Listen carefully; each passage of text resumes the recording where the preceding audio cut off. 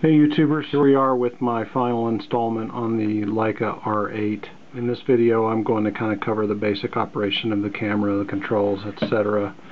and give my opinions on its pros and cons, where I stand on it at the moment, etc. So moving on, let's talk about the controls of the camera. I'm going to start on the top plate here. On the left, no big surprise, that's the rewind knob. This is sort of a multi-function knob that turns the camera on and off and chooses the mode that it's going to shoot in.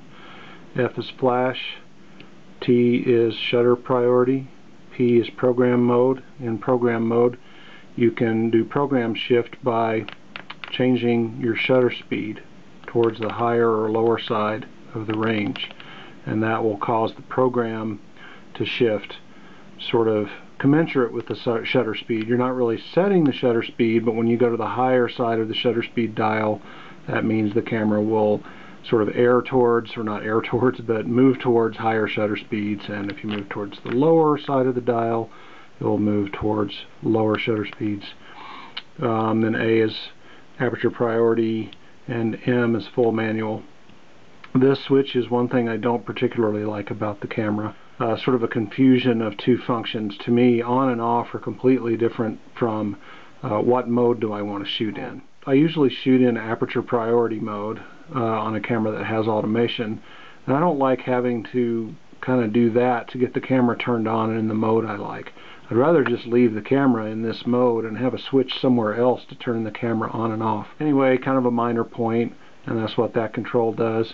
Obviously a hot shoe here. I believe pretty much any Leica flash will work on this, as well as is according to some standards, so some METS flashes, other flashes that support that standard, whatever it might be, I can't think of it right now, will work on this camera just fine.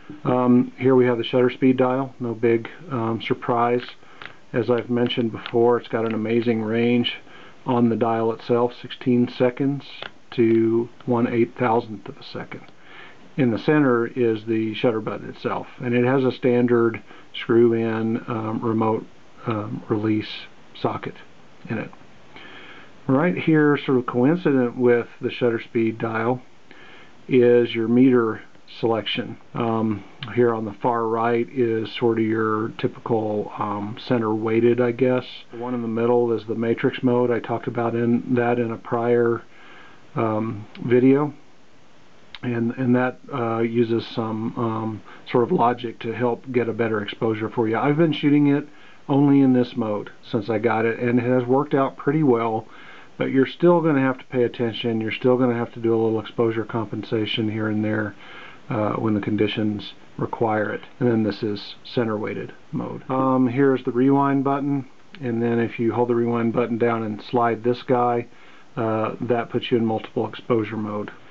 On the back we have the exposure compensation control, and this is kind of an interesting switch. It won't move up or down unless you push in, and then it moves up and down. This is something, it's a neat design, but honestly I don't really like it very much. The reason I don't like it very much is because there's nothing mechanical on the camera to show you what you've done. What you do have is a readout back here. So as I change this, yeah, sure, I can see that I'm 1.5 low on my exposure compensation. However, if we wait around for a second, you'll see that this will disappear to save power, I assume. And when it does, alright, now do I have exposure compensation set? Oh, it would sure be nice if I could just look at the camera and see it. It also shows up, by the way, this same readout more or less shows up inside the viewfinder. There's a little, you see this triangle here that shows that you're changing the default exposure of the camera. That shows up inside, and then the meter itself kind of shows what your position is. So it's not like you don't know. The problem is you need to be in the mode of actually taking a picture to know that you have exposure compensation set. Moving on, one thing I really love about the camera is it's got a Diopter adjustment right here. Right here we have the viewfinder shutter. this if you use this if you're shooting on a tripod and you don't want stray light to get in and affect your metering. So then moving further down, obviously that's the LCD panel that gives you some exposure information. Then this panel kind of magnetically closes and it just snaps right open. This is where you set your ISO, and you have to get the display up to do it, which is kind of goofy. And you can see there I had it overridden to 800. I'm pushing this roll of film. And then over here is where you set your self-timer length. You have a nice film window here so you can see what you're running. And this is kind of nice. This is the film advance indicator. That kind of those lines kind of move if you're successfully winding film. It will tell you when you're done rewinding. It goes the other direction, and when it stops you'll know that there's no film leader left in the take-up spool. So that's it for this part of the camera. I'll switch it around to the front. Right here we have the depth of field preview. That closes your lens down. I've never seen one quite like this with that long of a throw, but that's what that's for. This is the lens release button, and inside there you see the fancy array of photo cells that this thing has, and it has a semi-translucent mirror. Then over here we got a couple more controls. This control right here lets you do a mirror pre-release or a mirror lockup, and this down here lets you choose first or second curtain flash firing. And I think most people would say the most natural setting for that is second curtain. Let's just talk for a moment again about the design of this camera. I think this is one of the most handsome SLR designs out there. Leica basically threw away the rule book on 35mm SLR design and did what they thought was right in terms of the shape of this body. There's no other camera before or since that has looked like this, other than maybe the Leica S2.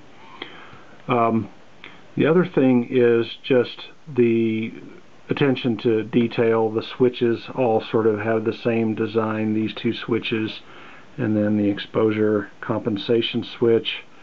It's typical, you know, almost Apple-like attention to detail. It's got this nice chrome strip that goes around the edge of the camera. It offsets the sort of the top from the bottom. It's just it's a beautifully designed camera. On top of that, it feels great. It's super solid, at least as solid as my Contaxes. And you know, it's just a quality piece of kit, as the Brits would say. So and in shooting, I like it a lot. I like the way it feels in my hand. I like the way the shutter feels, honestly, and I have to admit, I'm kind of used to my auto wind Contaxes. I like being able to wind my own film when I want to, and the feel of this wind lever is incredible, and it all kind of fits together to make a very good feeling camera. There's just my few little things that drive me nuts, you know, this on-off slash mode switch, and the fact that I can't instantly see my exposure compensation setting. I think I forgot to mention, but you have to have pressed the shutter button a little bit to even see what frame you're on, so there's no full-time frame readout on the camera. You're either going to have to put it up to your eye or touch the button and get this readout here. So other than a few little things like that, I think this is one phenomenal camera, and the lenses, it goes without saying, are incredible. I've been very happy with my results from these lenses, the 28, the 50, and the 90. I would recommend any of them. And so that kind of wraps it up. If you folks have questions about the camera, please feel free to ask. Rate, comment, and subscribe, as I always say at the end of a video. Thanks for watching, and I will talk to you later.